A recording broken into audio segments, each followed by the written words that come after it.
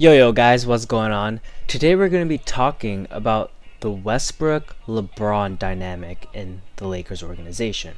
Look, it's super obvious that everyone thinks that this mashup of Westbrook, LeBron, and Anthony Davis is not going to really work well because all three of them are not great shooters.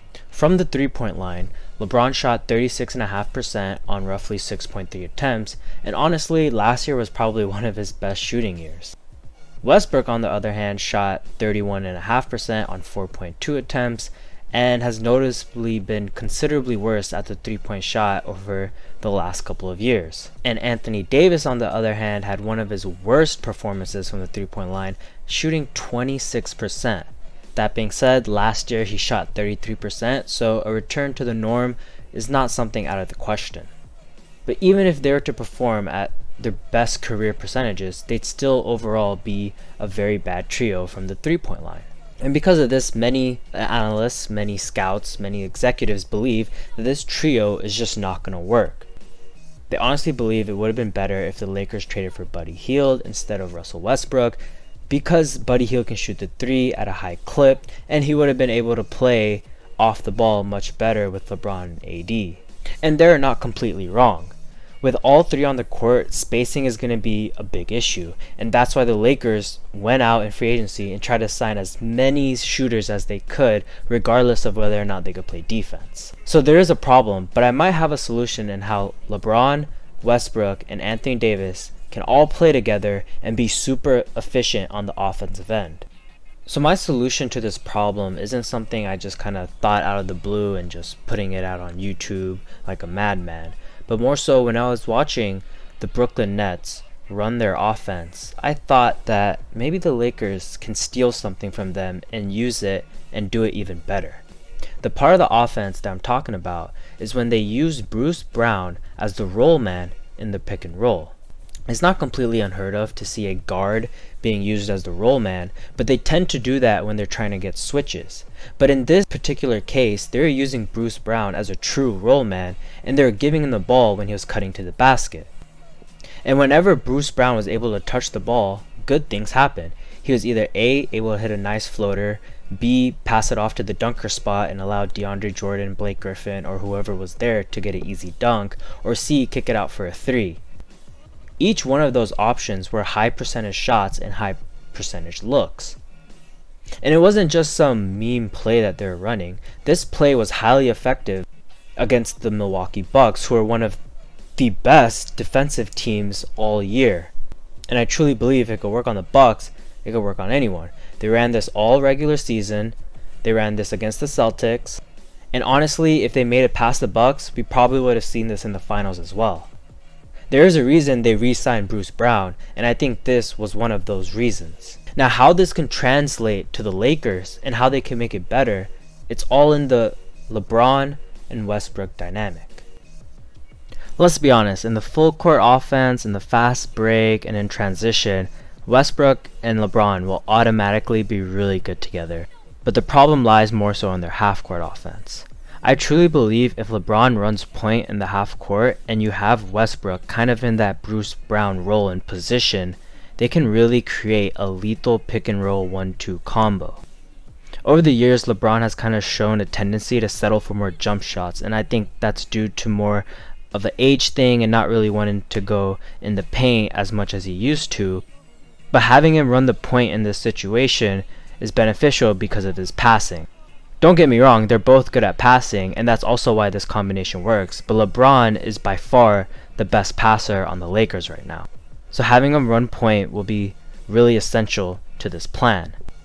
And then with Westbrook in the Bruce Brown role, you're honestly getting someone who's more athletic, better at finishing around the hoop, and you can make him avoid taking threes and mid-range jump shots. Just looking at Bruce Brown's stats, he's terrible from the three-point line. He shot 29% from 3, but his 2-point percentage was 60%. Think about that. A 6'4" guard is shooting 29% from 3 and 60% from the 2. That's honestly pretty incredible, and it's all because of how they're using Bruce Brown. You're telling me Westbrook can't do what Bruce Brown is doing, but even better? And Bruce Brown was great in getting assists off this kind of play. He only averaged 1.6 assists, but that's mainly because they didn't use him that much. If the Lakers were to do this, Westbrook would get the ball exactly where he wants it, going to the hoop with a full steam ahead and being able to make plays. And the best part about this is Anthony Davis. Anthony Davis can be in his most comfortable situation, which is either spotting up for mid-range shots or being a dunker in the dunker spot. Let's be honest, Anthony Davis either needs to make a drastic improvement from the three-point line or just start taking less threes, one or the other. And this will allow him to get really good mid-range shots and just go back to the fundamental game of basketball that I know he can be really good at. But even then, this will come down to how good Westbrook can be when driving to the hoop. And as you can see, that is when he is at his best. Now let's flip it. What if we have Westbrook at the point guard spot and then we have LeBron as the roll man? That works too. Again, Westbrook is a phenomenal passer and he has shown that he can operate the pick and roll as well as anybody in the league. And LeBron in the roll spot, that's amazing, because he can settle for the jump shot if he needs to. I mean, 37% is not bad. Or he can drive to the hoop and he can make them pay. But the key to this entire dynamic and offense are going to be the shooters. That's why they brought him in, to shoot the three ball. This type of offense with its efficiency is going to allow these shooters to have practice type shots.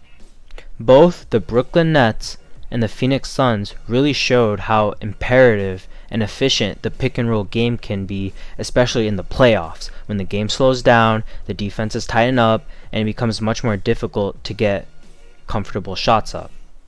Having this type of game and this type of weapon at the Lakers' disposal is really going to make them a force to be reckoned with on the offensive end. The key for the Lakers to be successful isn't going to be their full court offense, honestly probably not their defense, I still think they'll be great on that end.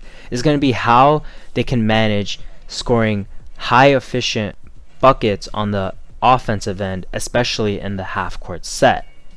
We know they'll be a great transition team because they have two of the best transition players in the league, but they also have one of the worst half court players in the league.